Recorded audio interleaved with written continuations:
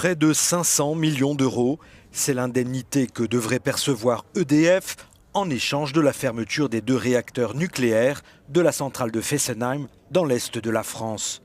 Le montant de ces indemnités a été adopté mardi par le conseil d'administration d'EDF, mais ce n'est qu'une première étape avant le démantèlement de la plus vieille centrale nucléaire française. Nous aurons une longue période de mise à l'arrêt des tranches nucléaires de Fessenheim, très progressive sur plusieurs années, puis une longue période de déconstruction. Ce qui est certain, c'est que l'emploi des salariés d'EDF est garanti. Et puis le gouvernement a mis en place une structure, une délégation à la revitalisation du site de Fessenheim, avec des projets aujourd'hui, notamment dans le domaine de la transition énergétique.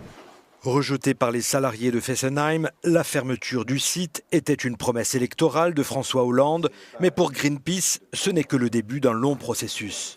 Les réacteurs nucléaires français sont vieillissants, ils vont fermer pour des raisons de sûreté nucléaire et il faudra préparer les salariés et l'entreprise EDF à se convertir aux énergies renouvelables. C'est ce que doit faire aujourd'hui EDF. En échange de la fermeture de Fessenheim en 2018, EDF a également obtenu la garantie de pouvoir redémarrer un autre réacteur à Paluel, en Seine-Maritime. Mais le sort de Fessenheim dépendra surtout du résultat de l'élection présidentielle.